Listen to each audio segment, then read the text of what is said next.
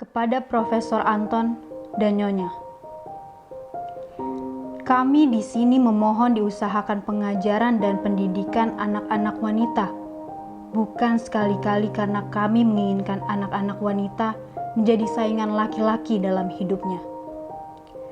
Tapi karena kami yakin akan pengaruh yang besar bagi kaum wanita, agar wanita lebih cakap melakukan kewajibannya yang diserahkan alam sendiri ke dalam tangannya. Menjadi ibu, pendidik manusia yang pertama-tama. Jepara, 4 Oktober 1901. Tadi adalah salah satu surat yang dituliskan Raden Ajeng Kartini. Surat yang berisi tentang curahan Kartini yang prihatin dengan kondisi pendidikan yang dialami perempuan pribumi. Dalam surat tersebut, Kartini menginginkan hak yang sama bagi kaum perempuan untuk mendapatkan pendidikan yang rata besarnya dengan laki-laki. Baginya, perempuan juga harus berpendidikan untuk menjalankan kewajibannya sebagai seseorang yang ia mau ataupun menjadi ibu bagi generasi yang akan datang. Kartini memang dikenal sebagai tokoh pahlawan yang memperjuangkan kesetaraan dan hak-hak untuk perempuan. Tokoh yang hidup di dalam sistem patriarki juga mencoba mendobrak itu semua lewat pemikiran kritis dan usaha-usaha yang konkret. Kendati begitu, usahanya dalam memperjuangkan hak perempuan tidaklah mudah. Lantas, bagaimana ceritanya? Selengkapnya ditelisik peristiwa spesial Kartini.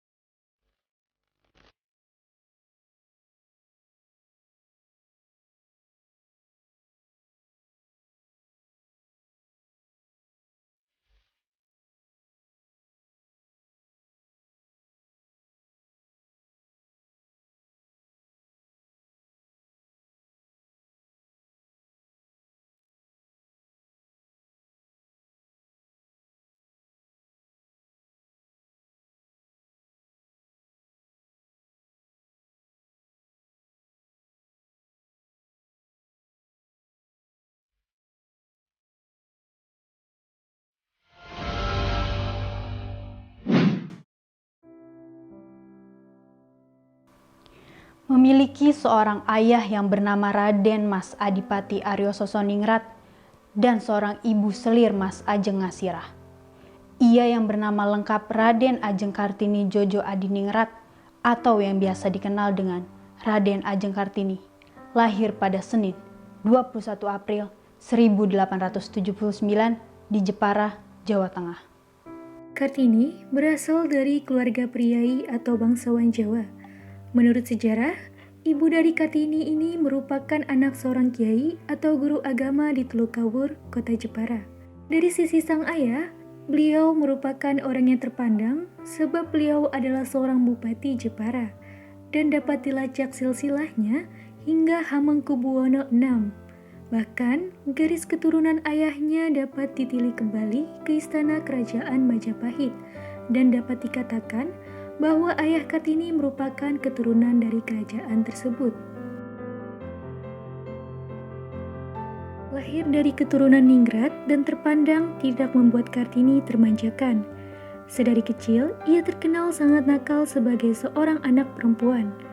Kartini yang selalu menginginkan sesuatu yang baru, julukan ia dengan tingkahnya yang cekatan, tidak bisa diam seperti burung kecil trinil, maka dari itu dijuluki sebagai trinil dan selalu ingin bertanya, selalu kritis.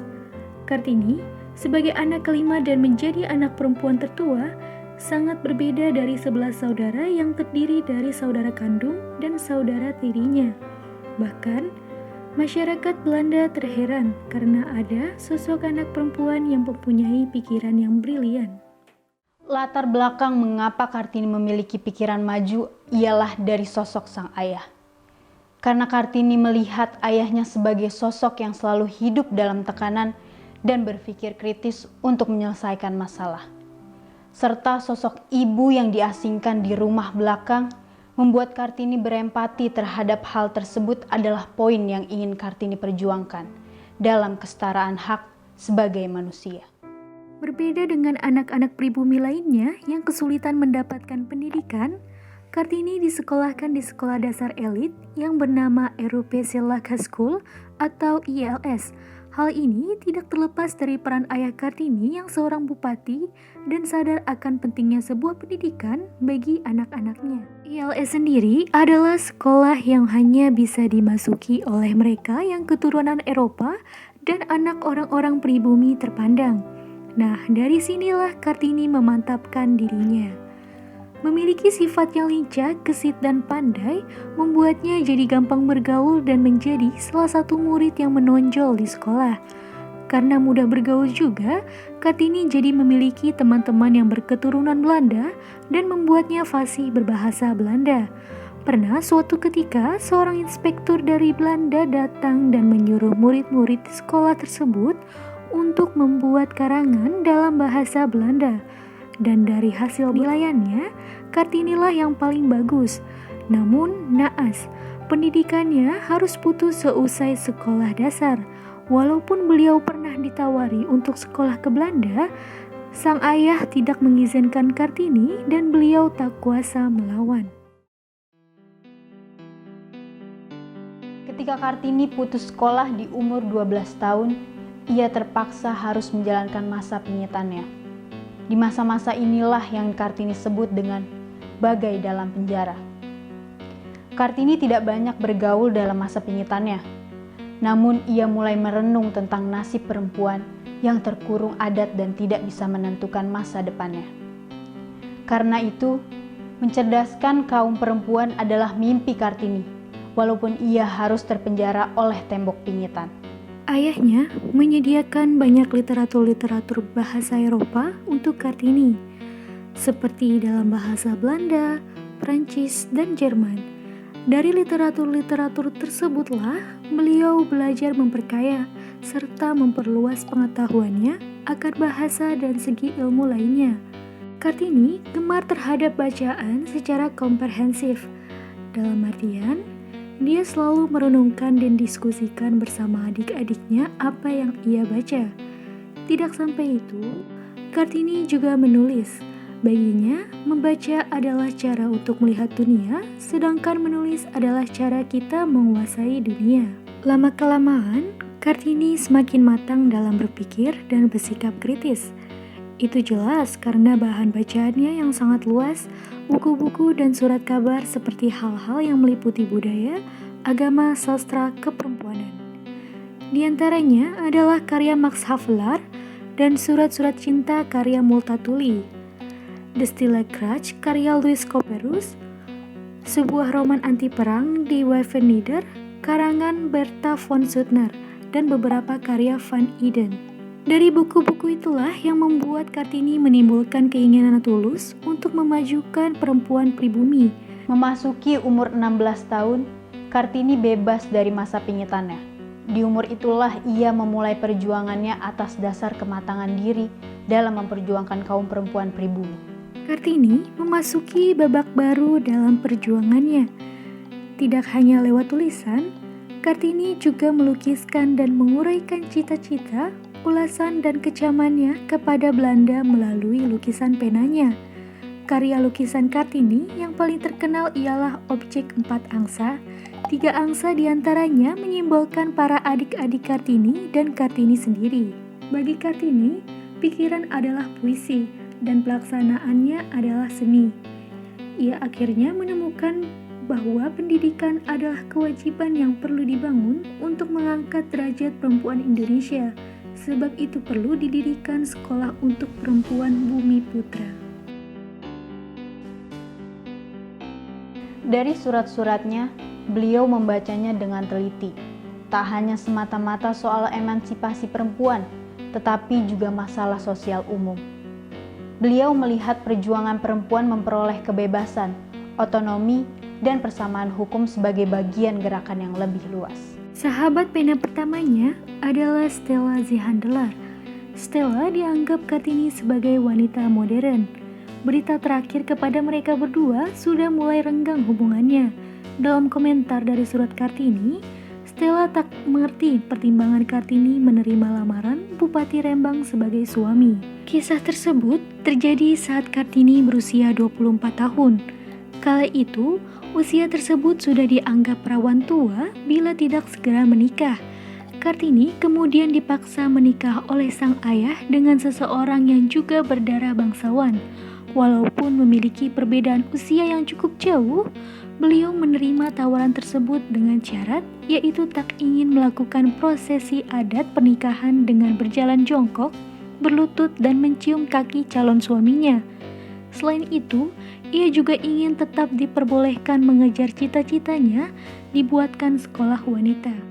Akhirnya, Kartini bersedia menikah dengan Bupati Rembang yang bernama Kanjeng Raden Mas Adipati Aryo Singgih Joyo Adiningrat pada tanggal 12 November 1903. Suaminya, Adipati Aryo, mengerti kemauan Kartini dan memberi kebebasan serta dukungan untuk mendirikan sekolah wanita.